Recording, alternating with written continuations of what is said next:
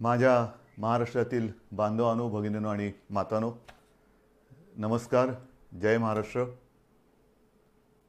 थोडेसे आपण सुद्धा रिलॅक्स दिसताय आणि साहजिकच आहे, मी देखील थोडासा किंचित तणावमुक्त आहे. होळीपासून सुरुवात झाली आणि म्हणता म्हणता दिवाळी आली. येत्या काही दिवसामध्ये दीपावली आहे. दीपावलीचा मंगल सण आहे. अंधार छेदून प्रकाश, आणि प्रकाश म्हणजे प्रगती, समृद्धी ही आपल्या सर्वांच्या आयुष्यामध्ये येवो. म्हणजेच प्रथम आपल्याला सर्वांना दीपावलीच्या खूप खूप मनपूर्वक शुभेच्छा देतोय. ही दिवाळी आपल्याला सर्वांना सुखाची, समृद्धीची, मनशांतीची आणि आनंदाची जावो अशी मनापासून प्रार्थना करतोय.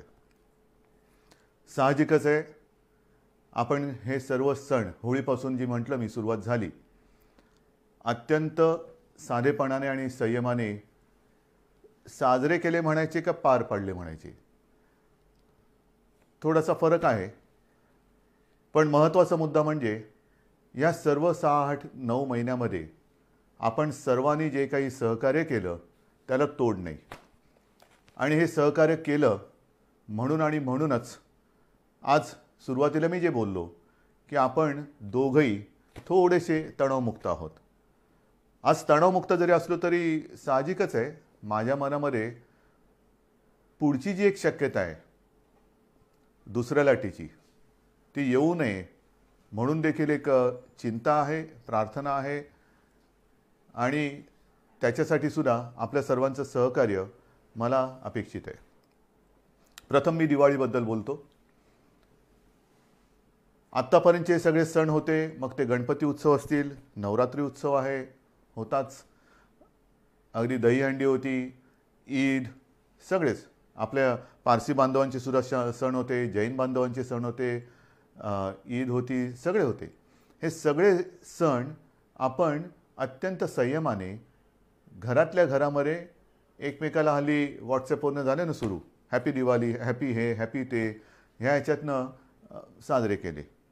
आता दिवाळी आली, जवळपास सगळं काही आपण उघडलेलं आहे. गर्दी मी पाहतोय वाढत चाललेली आहे, चांगली एक जिवंतपणाचं लक्षण आहे. गर्दी वाढते आहे, सगळे व्यवहार जवळपास पूर्वपदावरती यायला लागलेले आहेत. आणि इथेच मला थोडीशी एक खबरदारी आपण घ्यावी अशी विनंती करायला आज आम्ही संवाद साधत आहे. आपण बघता आहात की गेले काही दिवस महाराष्ट्रामध्ये आणि विशेषतः मुंबई आसपासच्या सर्व परिसरामध्ये, अगदी पुण्यामध्ये सुद्धा हा कोरोना जो काही वाढत होता, अनेक जण आपल्यावरती टीका करत होते. काही जण म्हणत होते की यांच्या कंट्रोलच्या बाहेर चाललेलं आहे. पण आपण सगळ्यांनी जिद्दीने आणि आत्मविश्वासाने, एका शिस्तीने या संकटाचा सामना करत करत करत हा तो जो काय त्याचा चढ होता तो खाली आणलेला आहे. आपल्याकडे हा चढ होता तो उतारावरती आणलाय, नक्की आणलेला आहे. पण देशात इतरत्र, म्हणजे मी विशेषतः दिल्लीत म्हणेन, जिथे आज आपल्याकडे हजारातला आकडा शेकड्यात आलेला आहे मुंबईतला, आणि राज्यातला आकडासुद्धा नियंत्रणात आलेला आहे, तर तिथे दिल्लीत आपण पाहतात आकडा वाढता वाढता वाढी होत चाललेला आहे. कशामुळे होतंय, का झालं, इतर ठिकाणी आकडा वाढतोय, पाश्चिमात्य देशात आकडा वाढतो आहे. याचं कारण एक तर दिल्लीमध्ये असं म्हणतात, मी काही दिल्लीत जाऊन बघितलेलं नाही, पण प्रदूषण वाढलेलं आहे. आणि प्रदूषण म्हटल्यानंतर हा जो काही एक विषाणू आहे हा आपल्या श्वसन संस्थेवरती घातक परिणाम करतो. म्हणजे फुफ्फुसं असेल, त्या फुफ्फुसामध्ये ते व्हायरल न्यूमोनिया, त्याचा प्रादुर्भाव होतो. आणि काही काही वेळेला किंबहुना अनेकदा आपण बघितलेलं आहे की परिस्थिती हाताबाहेर जाते. विशेषतः ज्यांना सहव्याधी आहेत, म्हणजे कोमॉर्बिडिटी, त्यांच्यावरती हा परिणाम, घातकता त्याची जास्त असते. म्हणजेच काय की दिवाळी साजरी करताना मी आपल्याला नम्र विनंती करेन, फटाक्यावरती बंदी आणायची का? प्रत्येक ठिकाणी बंद्या घालून आणि कायदे कडक करून आपण आपलं जीवन हे पुढे चालू ठेवायचं का? आपण आपल्या गोष्टी स्वतःहून, जसं आत्तापर्यंत तुम्ही पाळलं सगळं, तसं स्वतःहून पाळू शकत नाही का? जर आपल्याला लक्षात आलं असेल की एक तर अजूनही औषध नाही आहे, लसीचा पत्ता नाही आहे आणि प्रदूषणामुळे जर हा विषाणू वाढत असेल, आकडा वाढत असेल, तर दिवाळीमध्ये आपण प्रदूषण करणारे फटाके हे वाजवणं टाळू शकतो का? बंदी करायची का? करू शकतो. पण मला असं वाटतं बंदीपेक्षा आपसातला एकमेकावरचा विश्वास जो आहे, आणि मला अनेक जणांनी सांगितले की आपण जेव्हा बोलता तेव्हा आमच्या घरातलाच एक कुटुंब प्रमुख आमच्याशी बोलतोय, मोठा भाऊ आपल्याशी बोलतोय, असं आपल्याला सर्वांना वाटत असतं. मग त्याच नात्याने आपल्याला सांगतोय. लहानपणी मी सुद्धा फटाके वाजवलेले आहेत, सगळ्यांनीच फटाके वाजवलेले आहेत. आज सुद्धा घराघरातली लहान मुलं आहेत, त्यांना तो एक आनंद असतो. पहाटे अभ्यंग स्नान म्हटल्यानंतर तेव्हा थंडी मुंबईमध्ये असायची. आज इतरत्र राज्यात थंडी पडायला सुरुवात झालेली आहे. उठणं लावायचं, ते चिराट फोडायचं आणि पहिला फटाका कोण लावतो ती एक गंमत होती. पण म्हणता म्हणता ही वस्ती एवढी वाढली आणि त्याच्यानंतर हे एवढं आता धूर आणि प्रदूषण वाढायला लागलेलं आहे की आत्तापर्यंत जे काय आपण साधलेलं आहे, आत्तापर्यंत जे काय आपण कमावलेलं आहे, ते 4 दिवसातल्या धुरामध्ये वाहून जाता कामा नये. म्हणून मी आपल्याला विनंती करतोय, एकतर सार्वजनिक ठिकाणी फटाके वाजवायचे नाहीतच, कारण आपल्याला समाजाची काळजी घ्यायची आहे. अनेक जण ह्या वेळेला फिरायला बाहेर पडतात, सगळीकडे रोषणाई जरूर करा. दीपावली म्हटल्यानंतर दीप तर उजळले पाहिजेतच. ही दीपावली वाटली पाहिजेच, पण दीपावली म्हणजे दिवा. तो दिव्याचं एक महत्त्व आहेच. दिवे जरूर पेटवा, प्रकाशमान करा, पण फटाके न वाजवाल तर उत्तम. सार्वजनिक ठिकाणी फटाके वाजवायचे नाहीतच. हां, आपल्या एक याच्यासाठी आजूबाजूला कोणाला त्रास होऊ न देता जेवढे काही मर्यादित फटाके आपण वाजवू शकत असाल हरकत नाही. मी अगदीच काही तुम्हाला आणीबाणी नाही आणते तुमच्यावर. फटाके वाजवूच नका किंवा फटाक्यांवरती बंदीच घालतो असं न म्हणता, चला आपण एक दुसऱ्याच्या विश्वासावरती हा सण आनंदाने साजरा करूया. फराळ करा. पण पुन्हा एक सांगतो की आत्ता जरी ही परिस्थिती आटोक्यात आलेली वाटत असली तरी दिवाळी आणि दिवाळी नंतरचे 15 दिवस हे फार आपल्याला कसोटीचे आहेत. याचं कारण असं की पाश्चिमात्य देशात आपण जे काय बघतो आहोत, आकडेवारी बघतो आहोत, प्रचंड मोठ्या प्रमाणात ही दुसरी लाट आलेली आहे. म्हणजे अनेक ठिकाणी हा जो आकडा होता हा जवळपास शून्यावरती आला. आणि मी जी काय माहिती घेतली, माझ्याकडे माहिती आहे, कागद सगळे आहेत, पण हे सगळं तुम्ही बघताय तेच मी बघतोय. पण ते बघितल्यानंतर रिपिटेशन नको आहे. पाश्चिमात्य देशात आपण जर पाहिलं तर अगदी इटली असेल, ब्रिटन असेल, इंग्लंडमध्ये तर, लंडनमध्ये तर पुढच्या 4-6 आठवड्यासाठी कडक लॉकडाऊन त्यांनी केलेलं आहे. कडक म्हणजे जसं आपल्याकडे होता तसा. इतरत्र सुद्धा स्पेनमध्ये असेल, नेदरलँडमध्ये तर मी असं ऐकलं की घरातल्या घरात कुटुंबियांना सुद्धा त्यांनी मास्क घालण्याची एक जबरदस्ती केलेली आहे. हे आहे, होतंय. ह्याचं कारण का की थोडीशी बेफिकिरी. आता संपलं सगळं. गेले 1-2 महिने काहीच झालेलं नाही आहे, झालं सगळं. तसं नाही आहे. तिकडे थंडीचा सीझन सुरू होतोय, त्याच्यात हा आता विषाणू परत वाढीला लागलेला आहे आणि त्या लाटेच्या आकडेवारीकडे जर का आपण बघितलं तर मी म्हणेन ही लाट नाही, ही सुनामी आहे. कारण पहिल्या प्रथम जेव्हा तिथे लाट आली होती आणि अगदी पीक ज्याला म्हणतात त्या पीक नंतर खाली गेला तो करोना, आणि आता जो आला आहे तो दुपटी-तिपटीपेक्षा जास्त संख्येने आलेला आहे. आपल्याकडे होणार नाही, होऊ द्यायचं नाही. पण विचार करा, गेले 6-8-9 महिने आपली यंत्रणा, मग ती पोलीस आहे, महसूल आहे, आरोग्य सेवक आहेत, डॉक्टर्स आहेत, अत्यंत तणावाखाली ह्या लढाईमध्ये लढत आहेत. कोणासाठी लढत आहेत? अनेक पोलीस मृत्युमुखी पडलेत, आरोग्य सेवकांना सुद्धा बाधा झालेले, त्यातले काही मृत्युमुखी पडले, काही डॉक्टर्स गेलेले आहेत. कोणासाठी लढत आहेत? त्यांच्यावरती असह्य ताण आहे. आणि आत्ता मला असं वाटतं की ही जी काही लढाई आपण लढलो, मला सहज एक परवा कोणीतरी व्हॉट्सॲप पाठवला, एक चांगला होता, एका सैनिकाचा. तो सैनिक आपल्याला सांगतोय की मी तुमच्यासाठी लढत असताना किती किलो वजन, मग बूट किती किलोचे असतात, अंगावरती बॅगेमध्ये त्याच्या जी काही दारुगोळा असतो तो किती किलोचा असतो, हेल्मेट किती किलोचा असतो, त्याचं जॅकेट किती किलोचं असतो, म्हणजे त्याचं वजन आणि ह्याचं वजन ह्याची जर तुलना केली तर खूप फरक आहे. म्हणजे त्याच्या शरीरापेक्षा तो जो काय वाहतो, नुसतं वाहत नाही, तो जो काय अंगावरती बाळगतो त्याचं वजन हे जास्त आहे. आणि मग तो सैनिक आपल्याला विचारतो, हे एवढं सगळं वजन घेऊन जर मी तुमच्यासाठी लढत असेल तर तुम्ही फक्त मास्क लावून ही लढाई लढू शकत नाही? किती साधा आणि मार्मिक प्रश्न आहे. लढताना आपल्या हातात दुसरं कोणतेही शस्त्र नाही आहे, मास्क शिवाय दुसरं कोणतेही शस्त्र नाही आहे. आणि सहज मी आत्ता आपल्याशी बोलताना मला एक 100 वर्षापूर्वीची आठवण आली. त्याही वेळेला फ्लू आला होता, स्पॅनिश फ्लू. साधारणतः कोरोना कधी जाईल, हा स्पॅनिश फ्लू जो 100 वर्षापूर्वी आला होता तो 2 ते 3 वर्ष त्यांनी जगाला परेशान करून टाकलं होतं.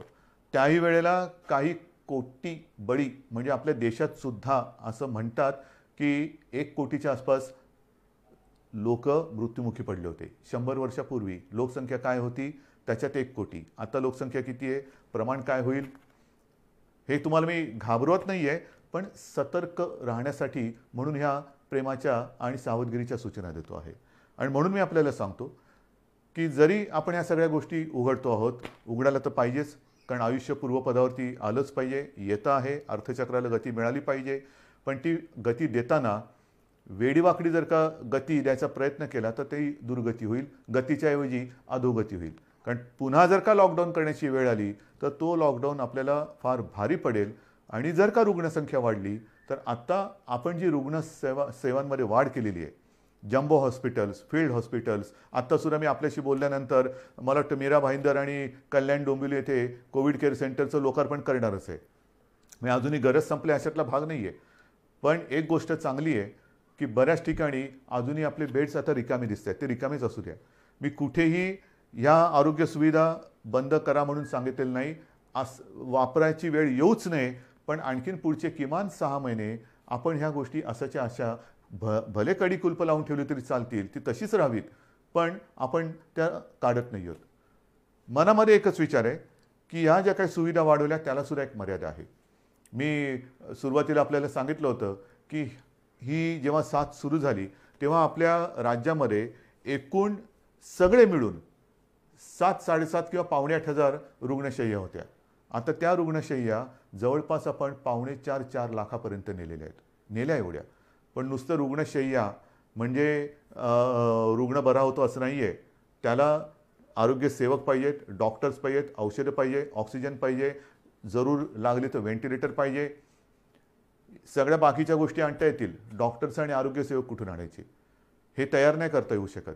पण त्यांच्यावरती म्हणजे ते वाढणार नाही आहेत. म्हणजे उद्या जर का दुपटी तिपटीची लाट आली तर आपली त्रेधा तिरपीट उडू शकते आणि ती येऊ न देणं हे आपण करू शकता, कारण आजपर्यंत आपण हे केलेलं आहे. या सगळ्या गोष्टी मी तुम्हाला सांगतोय. पण मधल्या काळामध्ये हे फळ आपल्याला कसं मिळालं तर दसऱ्यापर्यंत आपण माझे कुटुंब माझी जबाबदारी ही जी काही एक मोहीम राबवली, मी नक्कीच सांगेन की त्या मोहिमेचं हे फळ आहे.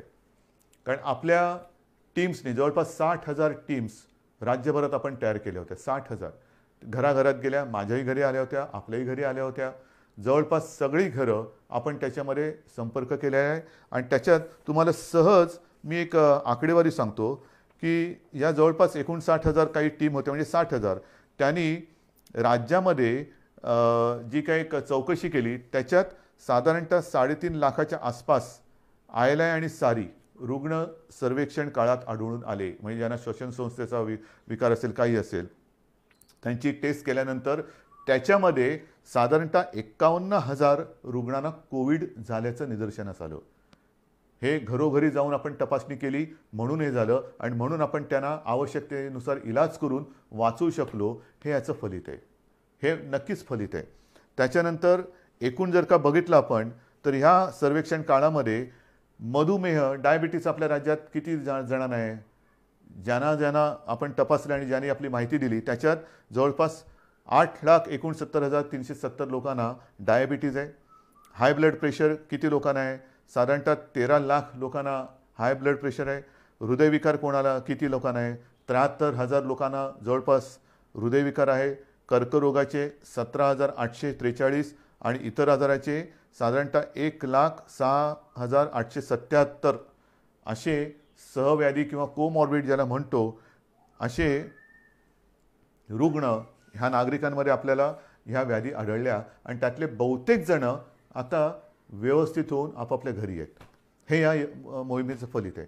आणि म्हणून ही मोहीम ज्यांनी राबवली त्या 60,000 टीममधल्या सगळ्यांना मी अक्षरशः मनापासून नमस्कार करतोय. महाराष्ट्र आपला ऋणी आहे. आपण अहोरात्र मेहनत केलीत, स्वतःच्या जीवाची पर्वा न करता मेहनत केली. काही ठिकाणी आपल्याला थोडेसे अनुभव आले असतील. काही जणांनी सुरुवातीला दाद दिली नाही.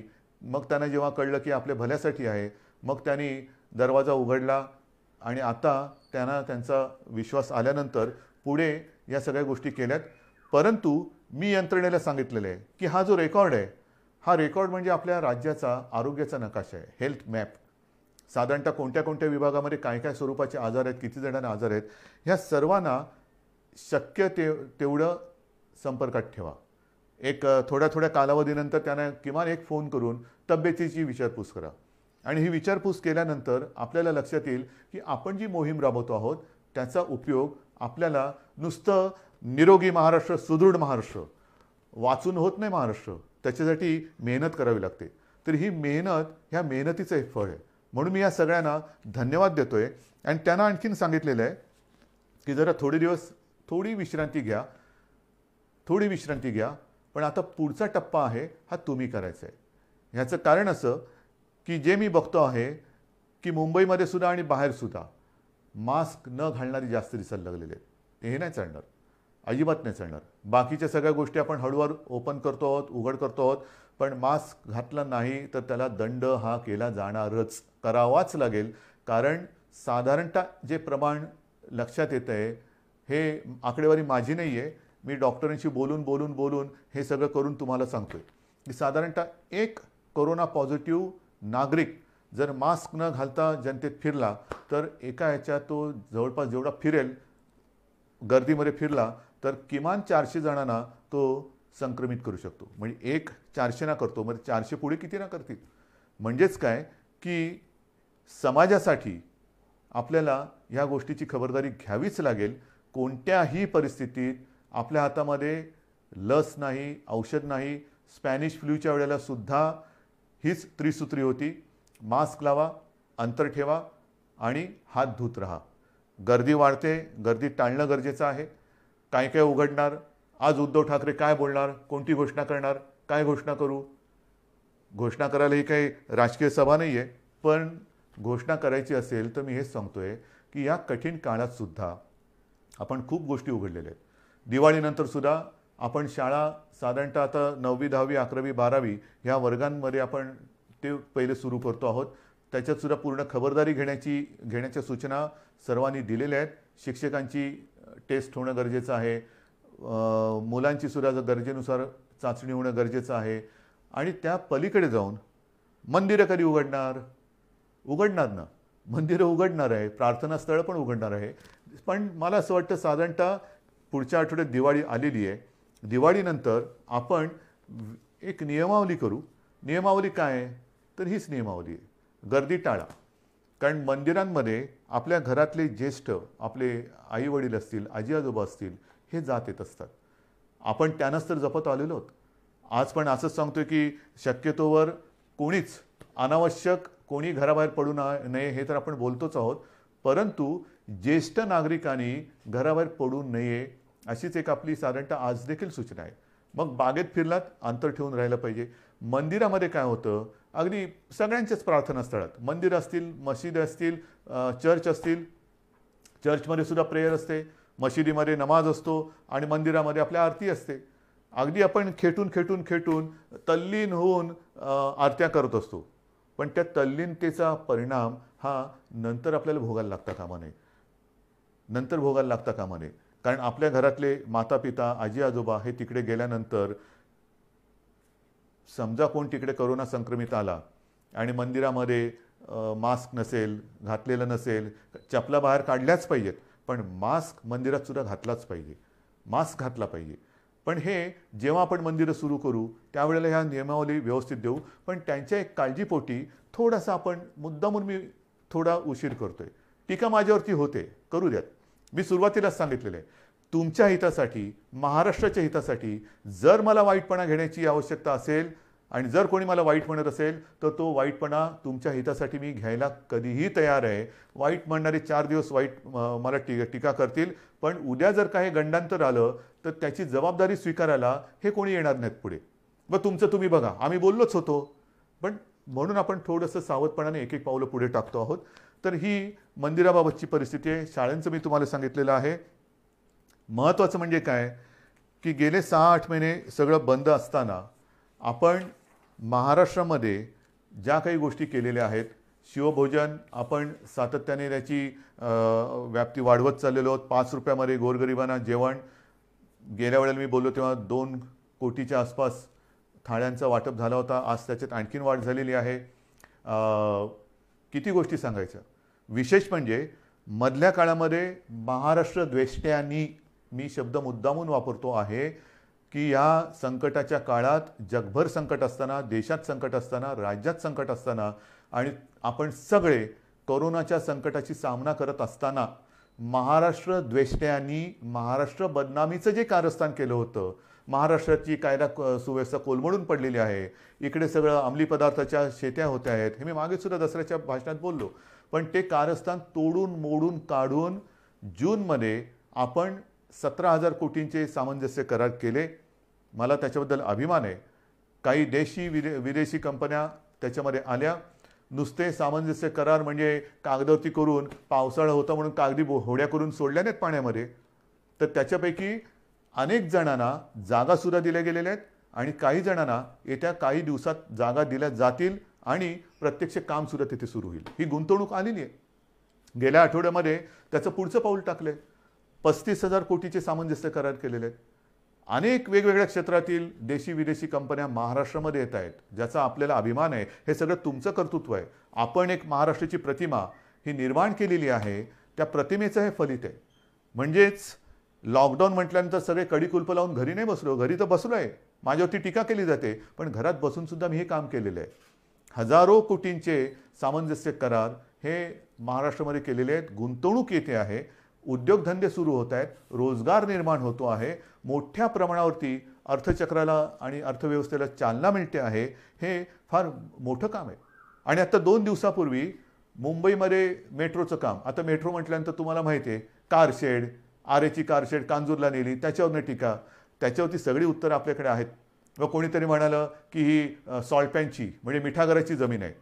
हे सगळे जे टीका करतात त्यांना समर्पक उत्तरं देऊ. पण मिठागराची जमीन आहे म्हणणाऱ्याने एक कळत नाही आहे की तुम्ही आमच्या मुंबईकरांच्या प्रोजेक्टमध्ये मिठाचा खडा टाकतात.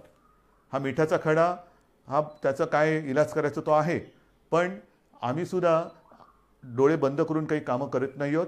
जे मुंबईकरांच्या आणि माझ्या राज्याच्या हिताचं असेल ते टीकेची पर्वा न करता आपण करणार म्हणजे करणारच, कोणत्याही परिस्थितीत करणार आहोत. आणि जसं मी म्हटलं की मुंबईमध्ये सुद्धा आणि इतरत्र महाराष्ट्रामध्ये सुद्धा इन्फेक्शनसाठी हॉस्पिटल ते सुद्धा करणार आहोत आपण. जागा अजून कुठे बघितलेली नाही आहे, पण शोध चालू आहे. कारण हे एक पहिलं संकट आवरू दे आपल्याला. ते सावरल्यानंतर आपण या गोष्टीकडे सुद्धा लक्ष देणार आहोत. माझे कुटुंब माझी जबाबदारीची फलश्रुती आपल्याला मी सांगितली.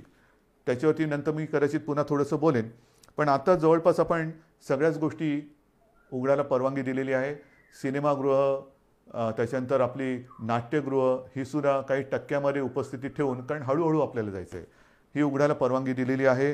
जिम, व्यायामशाळा त्या सुरुवात करायला दिलेली आहेत. रेस्टॉरंट सुरू झालेली आहेत. ग्रंथालय, वाचनालय सुरू झालेली आहेत.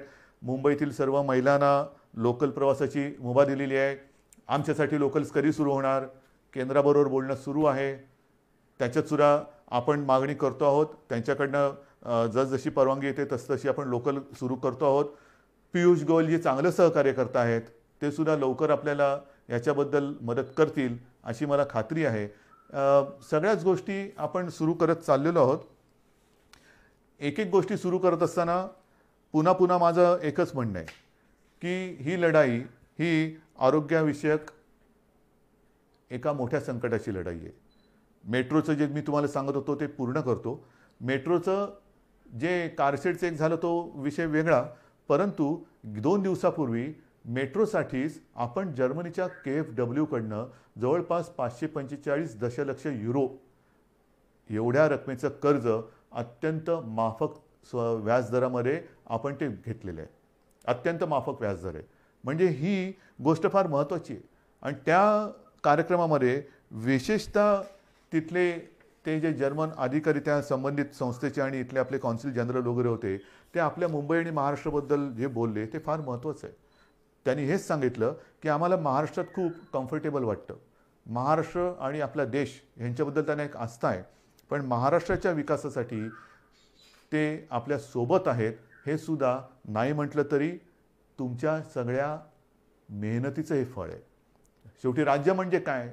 राज्य म्हणजे केवळ राज्य सरकार नाही, राज्य सरकार तर असतंच, पण राज्य सरकारबरोबर राज्यातली जनता, एक आपल्याला संस्कृती आहेत, आपल्यावरती संस्कार आहेत आणि इथे टाकलेला पैसा हा उधळला जाणार नाही, तो वाया जाणार नाही, लोकांच्या उपयोगासाठी, जनतेच्या हितासाठी तो वापरला जातो आहे, तसं हे सरकार आहे.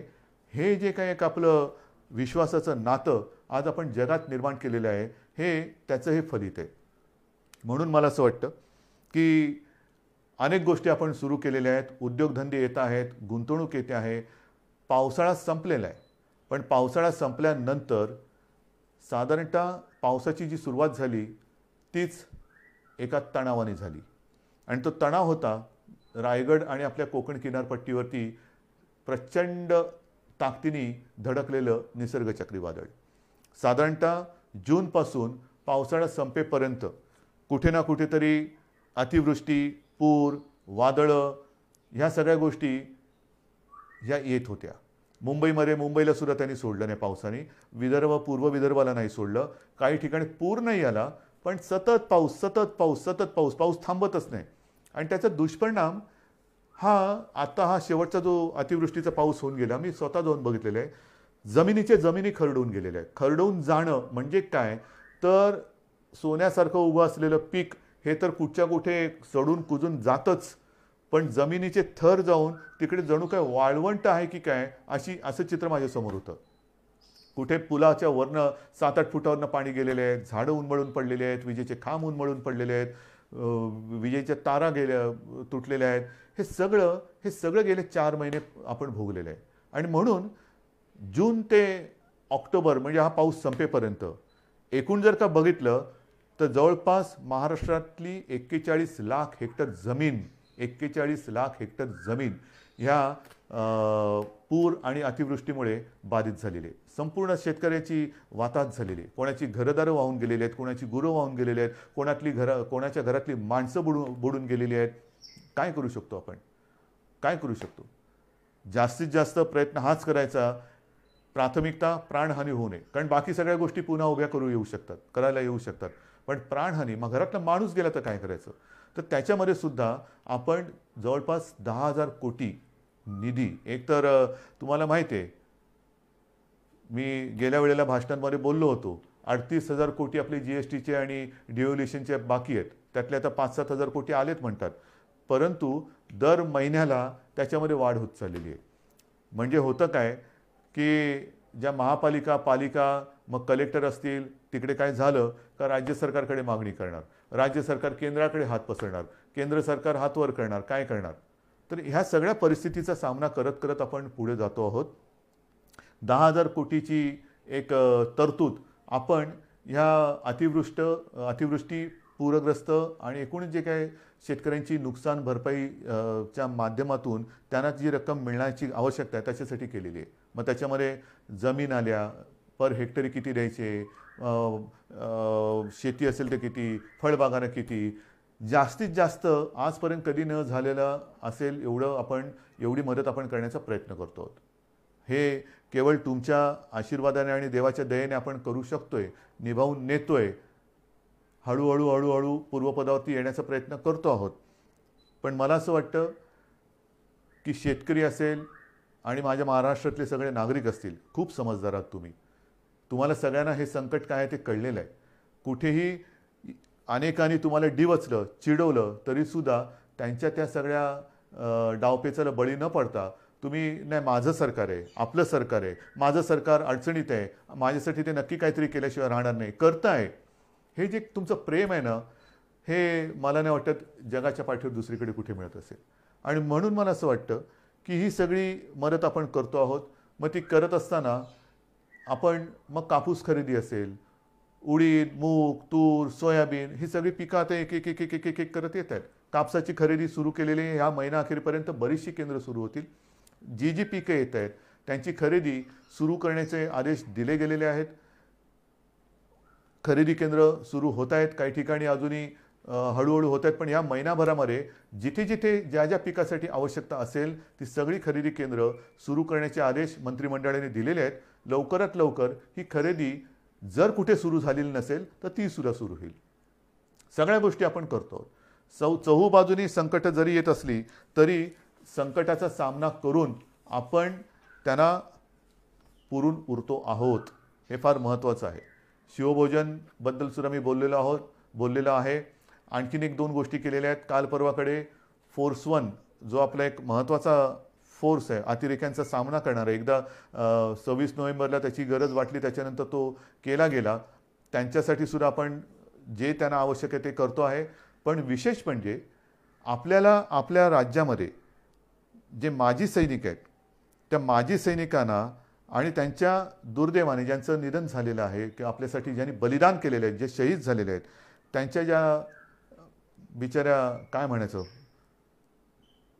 विधवा हा शब्द मला बोलायला खूप जड जाते, पण त्यांना आणि माजी सैनिकांना त्यांचा निवासी मालमत्तेचा कर आणि घरपट्टी ही माफ करण्याची योजना आपण आपल्या शिवसेना प्रमुखांच्या नावाने ती सुद्धा अंमलात आणतो आहोत. समाजातला प्रत्येक घटक हा वंचित राहता कामा नये. अगदी प्रत्येक घटक म्हटल्यानंतर मी यापूर्वी सुद्धा म्हटलेलं आहे की मग आरक्षणाचे वारे वाहत आहेत. मराठा आरक्षण आहे, ओबीसींचं आरक्षण, ते म्हणतात आमचं काही कमी करू नका, धनगर आहेत, ह्या सगळ्यांना आपण कुठेही वारावरती अजिबात सोडू शकत नाही. कारण जाणार कुठे वारावर सोडून? आपण एकत्रच आहोत. हे सरकार तुमचं आहे. हे सरकार काही परदेशातून आलेलं नाही आहे किंवा परग्रहावरून आलेलं नाही आहे. तुम्हीच आहात ह्या सरकारचे सगळे मालक पालक, सगळे तुम्हीच आहात. आणि तुम्हाला जर न्याय देणार नाही तर मग आणखीन कोणासाठी काम करणार? माझ्या राज्यातली जनता जर का असमाधानी असेल तर मग मंत्रिमंडळ करायचे काय? आणि म्हणून मला सगळ्यांना हेच सांगायचं आहे की परिस्थिती बिकट आहे, नक्की आहे. एकतर अर्थचक्र हळूहळू फिरते, त्याच्यातून काही कायदेशीर गोष्टी असतील, आणखीन काही गोष्टी असतील, सगळ्यांचा सामना हा करत करत करत यशस्वीपणाने ठामपणाने आपण पुढे जातो आहोत. मला तूर्त आपल्याला एवढंच सांगायचं आहे की येणारी दीपावली आणि त्याच्यानंतरचे सण कुठेही आपल्याकडनं गर्दी होऊ देऊ नका. कारण परदेशामध्ये ज्याच्याप्रमाणे मी सांगितलं, माझ्याकडे ती यादी आहे की एकमेकाच्या घरी जायला सुद्धा आता त्यांनी बंदी केलेली आहे. आपल्याला असं काय करायचं नाही. आत्ता आपण हळूहळू सगळे दरवाजे उघडतो आहोत. पण पुन्हा एकदा सांगतो, ह्या उघडलेल्या दरवाजातून दीपावलीच्या निमित्ताने सुख समृद्धी मनशांती येऊ द्या. कोरोना येऊ देऊ नका. प्रदूषण टाळा, फटाके टाळा, फराळ करा, दीपावली साजरी करा, आकाशकंदील लावा, प्रकाशमान सगळं आयुष्य होऊ द्या. पण प्रदूषणकारी असं काही करू नका. मला खात्री आहे आजपर्यंत आपण माझं एका आपुलकीने प्रेमाने ऐकत आलेला आहात, त्याच्याप्रमाणे वागत आलेला आहात. आणि तसे तुम्ही जर का वागले नसता तर आजचे हे कोरोनाचे आकडे हे पुरेसे बोलके आहेत. ते आकडे आपण तिथपर्यंत येऊ शकलो नसतो. हे आकडे आपल्याला आता शून्यावरती आणायचे आहेत आणि आपण ते आणू शकतो. आपण हे करून दाखवलं ज्याला म्हणतो ना, तसं हे तुम्ही करून दाखवलेलं आहात. आता ह्याच्यात अजिबात वाढ होऊ द्यायची नाही. सर्वांनी आनंदात राहा, निरोगी राहा, मास्क लावा, हात धुत राहा आणि एकमेकांपासून अंतर ठेवा. जय हिंद, जय महाराष्ट्र.